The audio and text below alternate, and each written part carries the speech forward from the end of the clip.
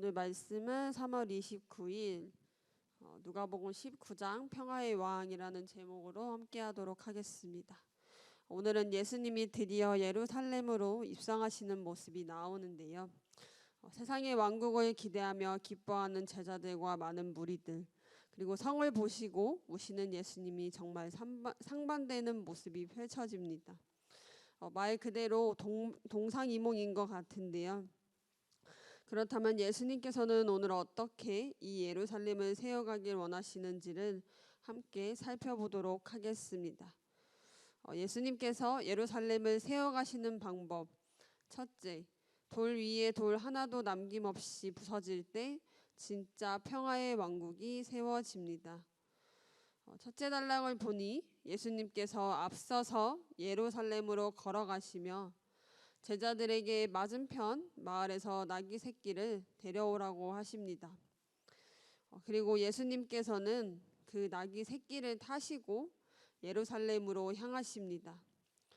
그렇게 예루살렘에 입성하신 예수님을 보며 많은 제자의 무리가 환영하기 시작하는데요. 37, 38절을 보니 이미 감람산 내리막길에 가까이 오심에 제자의 온 무리가 자기들이 본 바 모든 능한 일로 인하여 기뻐하며 큰 소리를 하나님을 찬양하여 이르되 찬송하리로다 주의 이름으로 오시는 왕이여 하늘에는 평화요 가장 높은 곳에는 영광이로다 하니 많은 제자의 무리들이 예수님이 예루살렘에 들어오시는 것을 보고 기뻐하며 큰 소리로 하나님을 찬양하는데요. 찬양하는 내용을 보니 찬송하리로다 주의 이름으로 오시는 왕이요 하늘에는 평화요 가장 높은 곳에는 영광이로다 라고 찬양하고 있죠. 표면적으로만 보면 많은 무리들이 예수님께 신앙을 고백을 드리는구나 할 수 있지만 실상은 그것이 아니라는 것인데요. 병행 구절인 마가복음을 보면 11장 10절에 찬송하리로다 오는 우리 조상 다윗의 나라여 가장 높은 곳에서 호산나 하더라 라고 나와 있습니다. 그러니 지금 이 많은 무리들이 왜 예수님을 환영하며 찬양하고 있나 보니 눈에 보이는 다윗의 왕국, 다시 말해 로마의 핍박을 받고 있는 자신들을 회복시켜줄 그런 왕을 기다리고 있었던 것입니다. 그래서 이 예수님을 환호하는 무리들이 후에 예수님을 십자가에 못 박게 하소서라고 외치는 군중으로 변하게 되는데 그 사실만 보아도 이들이 무엇을 원하고 있는지 너무나 잘 알 수가 있다는 것입니다. 그러나 예수님만이 찬양받기에 합당하신 분이시기에 이 무리의 찬양을 통해서 하나님의 아들로서 이 땅에 구원을 이루실 다윗의 자손 예수 그리스도임을 분명하게 드러내시는 것으로 사용하십니다. 그래서 지금 많은 제자의 무리들이 이렇게 예수님이 오시는 것이 무슨 의미인지도 제대로 모른 채 마치 어린아이가 아버지가 아픈데 그 아픈 것이 뭔지도 모르고 마냥 해맑은 것처럼 자신들을 위한 왕국이 세워질 것만을 기대하고 있습니다. 그런데 이에 반해 예수님께서는 예루살렘에 들어오시고 너무나 애통해하는 모습을 보이고 계신데요.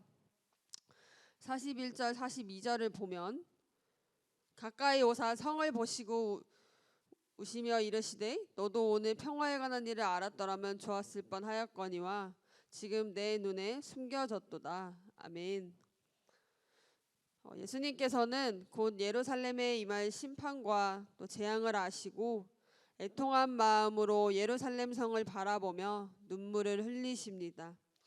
여기서 예수님이 우셨다는 표현이 애곡하다라는 의미로 조용한 슬픔 정도가 아니라 자신의 슬픈 감정을 밖으로 표출시킬 정도로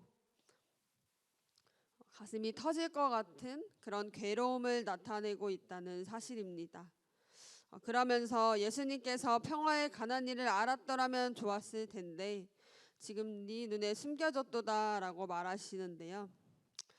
예수님의 입성을 큰 소리로 찬양하며 제자들이 외치던 하늘의 평화는 지금 이 땅에 자신들의 눈에 보이는 평화, 또 세상에 예수님의 왕국을 세워 회복하고 로마로부터 독립하고 승리하는 그런 평화였지만, 예수님이 말씀하시는 참 평화는 십자가의 구원의 일이었습니다.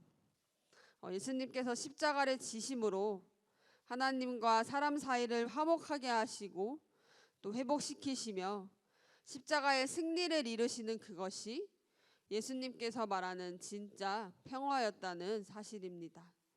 그러나 많은 제자들은 이 사실을 몰랐고, 또 예수님께서도 복음을 감추어 두었다 표현하시는데, 강팍하고 완악한 사람에게는 천국의 비밀을, 또 구원이 놀라운 일을 숨겨두셨음을 말씀하십니다. 예수님께서는 천국은 어린아이의 것이라고 말씀하실 정도로 스스로를 지혜롭게 여기며 선지자를 통해 복음의 말씀을 전해도 듣지 못하고 또 깨닫지 못하고 있는 이 많은 무리들과 이스라엘 백성에게는 이 복음을 은폐하고 감추어 두신다는 사실이죠. 그래서 이어서 44절을 보면, 너와 및 그 가운데 있는 네 자식들을 땅에 메어치며 돌 하나도 돌 위에 남기지 아니하리니 이는 네가 보살핌 받는 날을 알지 못함을 이남이니라 하시니라. 아멘. 그러면서 예수님께서는 심판의 날에 이 땅에 심판임의 돌 위에 돌 하나도 남지 않을 거라고 말씀하시는데요. 이렇게 예수님이 예루살렘에 찾아오시는 사건은 철저히 낮아지고 부서지는 심판의 사건을 통해 무너뜨리고 복음으로 다시 세워가시는 평화의 왕이신 예수님을 만나는 구원의 사건임을 말씀하고 계신다는 사실입니다. 그래서 돌 위에 돌 하나 남지 않도록 예루살렘을 무너뜨리심으로 완악한 백성이라도 돌이키게 하시고 다시 세우시는 분이 주님이십니다. 그래서 여러분, 이 말씀을 적용하면 우리도 우리의 삶에 예수님이 찾아오길 바라는 예루살렘이 있습니다. 무너져 있는 가정, 흩어져 버린 물질 등등 예수님이 찾아오셔서 회복시켜 주시길 기대하는 예루살렘이 있죠. 내 삶에 예수님이 찾아오시기만 하면 우리 가정은 돈도 많고 화목한 가정이 될 거야. 내 삶에 예수님만 찾아오신다면 물질 걱정 없게 해주실 거야. 우리 교회에 예수님이 찾아오신다면 이제 사람도 많고 점점 성장하게 될 거야 라고 하는 그런 소망들이 있는데요. 그런데 예수님이 찾아오는 인생은 우리의 바람처럼 예수님 왕국이 그냥 세워지기만 하는 시간이 아니라 내 안에 있던 율법과 또 세상의 가치관, 복음이 아닌 것들이 철저하게 하나도 남지 않고 다 무너지는 시간이라는 사실입니다.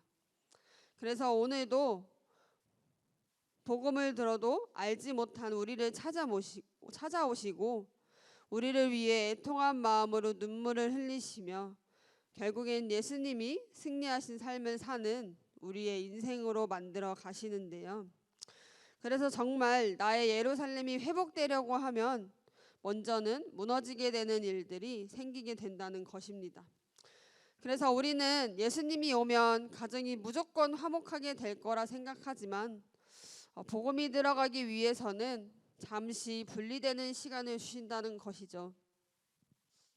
정말 물리적인 분리가 될 수도 있고 감정적인 단절이 되기도 하면서 그 시간을 통해 예수님께서 가정의 구원의 중심이신 나를 가장 먼저 다뤄가시고 또 깨트리시며 다시 가족의 회복을 복음 안에서 이루어지도록 해 가신다는 것입니다. 또한 공동체도 마찬가지겠죠. 지금 내 눈에는 회복이 아니라 자꾸만 사람들이 사라지는 힘든 시간이지만 그 깨지고 무너지고 분리되는 시간을 통해 복음으로 공동체를 새롭게 다시 세워간다면 그것이 정말 가장 큰 은혜가 아니겠습니까? 아무리 교회 건물이 크고 사람이 많아도 그 안에 열매가 없다면, 그 안에 복음으로 세워지지 못했다면 그것이 바로 겉만 번지르르한 세상 왕국과 다를 바가 없습니다. 저도 요즘 보험회사에 들어가고 또 일을 하면서 저를 철저하게 무너지게 하시는 제 삶에 찾아온 예수님을 발견하게 되는데요. 그런데 예수님께서는 나를 그 자리에 보내신 이유가 그것이 아니었다는 것을 오늘 말씀을 보면 깨닫게 되는데요. 보험회사에 가 있는 것조차도 내 의지로 내 힘으로 갈 수 없고 정말 도망치고 싶은 곳인데, 예수님께서는 이 시간을 통해 절대 부딪힐 수 없을 것만 같은 나의 생각이, 또 나의 바운더리가 와장창창 깨지는 고통의 시간이지만, 그것이 내 안에 복음이 들어가고 나를 살리기 위해 철저하게 나를 깨부수고 다시 세워가시라고 하시는 주님의 사랑임을 발견하게 되었습니다. 그래서 내가 생각하는 정말 평안의 왕국이 아니라 예수 그리스도께서 내 삶에 찾아오심으로 복음의 왕국, 또 복음의 나라를 세워가게 하심에 참 감사한 시간입니다. 그래서 여러분, 우리가 표면적인 세상의 왕국을 세워가기를 원하느라 진짜 세워가야 할 복음, 진짜 평화를 모르고 있었다면 이제라도 내 삶에 온전한 복음의 나라, 천국이 단단하게 세워지길 원하는 하나님의 그 사랑을 깨달을 수 있기를 원하는데요. 내가 바라는 왕국이 아닌, 이제는 정말 나의 깨지지 않는 율법의 가치관과 우리 가정에 또 공동체에 버려지지 않는 전통과 토양들을 다 남김없이 깨부셔서 예수 그리스도가 다스리는 복음의 나라를 세워갈 수 있는 저와 올리브 모두가 되길 소망합니다. 적용 질문 드리겠습니다. 내가 세우고자 하는 왕국은 세상의 왕국인가요? 복음의 왕국인가요? 복음의 왕국을 세워가기 위해 하나도 남김없이 부서져야 할 나의 죄악은 무엇인가요? 나를 복음으로 세워가시기 위해 주신 무너뜨림의 사건은 무엇인가요? 이 시간 기도하겠습니다. 주님, 오늘도 이 말씀의 자리에 나오게 하셔서 참 평안을 누릴 수 있도록 인도하여 주시니 감사합니다. 주님, 그러나 제가 너무나 연약하고 완악했기에 주님이 주시는 참 평안이 아니라 세상에 눈에 보이는 것들, 눈에 보이는 왕국을 기대하던 인생을 살았음을 정말 고백하며 나아갑니다. 주님, 그러나 내 삶에 주님이 찾아오심으로 세상의 왕국이 아니라 복음의 나라, 하나님의 나라를 세워갈 수 있도록 주님 인도하여 주시옵소서. 주님, 정말 오늘 이 시간도 평화의 왕 되신 주님을 발견하여 복음으로 세워지는 시간 되게 하여 주시니 감사합니다.